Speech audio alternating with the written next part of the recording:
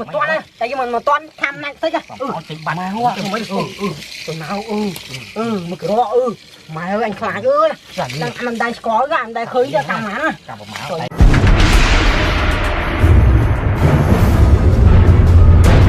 thường chặt đây mà sao mình vỏ liếc nó ngon đó nó mới điên sụp nó mới điên tao đúng rồi nó có tên là nó thời nã lồng đúng á thế à lẩu tăng mơ của nam đúng không cái này nam nó gọt có mình đúng đấy kìa thấy mấy chục mấy thôi tụi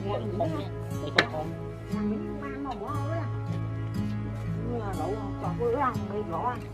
nghĩ là nhà nó mấy lẩu ấy u loan coi cung năng đung nang à nhưng mà thấy sao chơi đi hổ cái này ủa này rồi mình sắt đấy kia ủa cái này ủa mày ủa rồi mình sắt đấy à đấy cái thông thông ấy à mày ơi à mình dùng mấy cái lẩu nữa đi à đi rồi mình sắt đấy đi chơi đi hổ mới cú mày mình mang lẩu miếng này thôi nằm ngon đi ta cái nằm ngon ủa với đặt nó đặt nó vâng chứ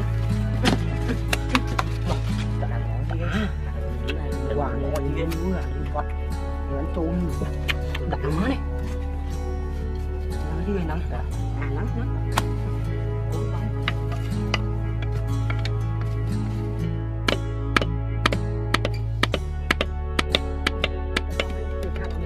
đừng chỗ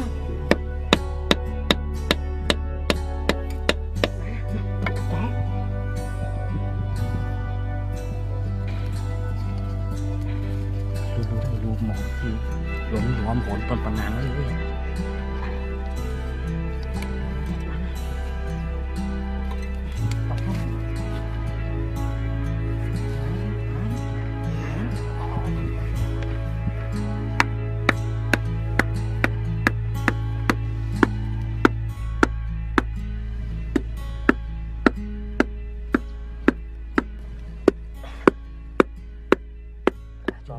cho thằng nắng này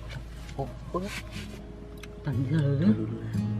ngoài luôn cái này thờ lưới này anh lố việc mau toán à bồn bên nào đi này cái bồn chua còn biển cái gì nói nghe nó tôi đã đằng nó nhá đáp còn kia đó xả một con xả mới thôi máu quá lặng nữa vậy bọt lặng nữa má bọt có mà cái chỗ bọt chìm đủ cho thôi nhặt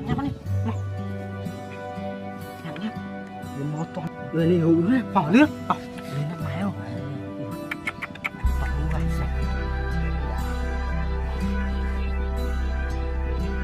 bán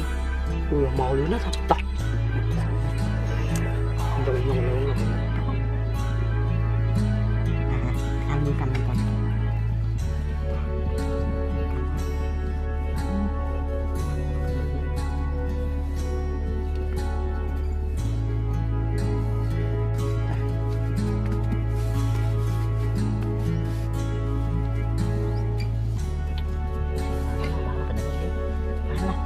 to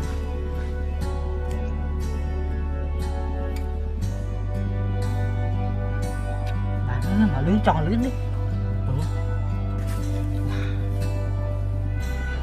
đã lưới to lắm ba là lưới cả bắt cá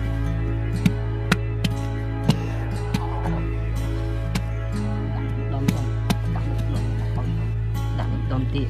đúng là nước đánh một buổi tía á nếu này thì đã tóc cái tiếp thấy đâu mà ra đi chô mò lên phò lên hủ cho nó á chô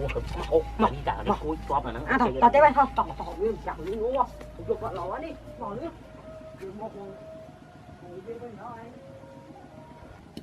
nếu tụi mình chạy ra cái chẳng chủ cho với là lẩu à nhưng kẹo ông có bên nắng cắt về khơi tao mới chỗ nữa là chỗ là anh ta cho anh khuyên hơi lên chuột mà mày ơi hơi lên chuột mà là cho hơi lên chuột à có bên là pin đó xong sao khối bên là pin một bên nữa đi phải cho chụp chụp thôi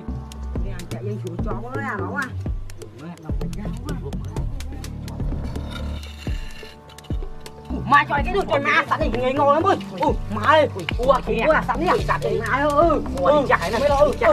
Cần cha là sủa biển. Cần nào qua lần sẵn đấy kêu. Đấy cà má này. Cà má đi à? Đấy cà má này. Cà má đi cào má mà chạm của mình cái gì nào. Chào qua đi nhặt mốt đi nhặt mốt á. Nhặt mốt á. Anh mốt là nó quá uống là nó. Ngao được khăm hay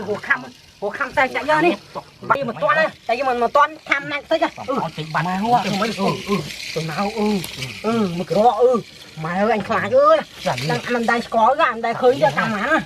rồi nó wow mới được anh này thằng mắt nó bỏ mà wow thì thùng quá thôi mày có nó cắt nó cắt nó cắt đó mày anh hiền chặt không ơi rồi chặt mày hãy chặt đi chặt anh nhân lần mà thôi muốn nào cũng là thùng mà tạm 10 kg nha mà nhân điểm á cha tao lên mày quá chọc cái tông thằng đi chọc cái tông đó chạy ăn tông thằng đó đi tỏ thôi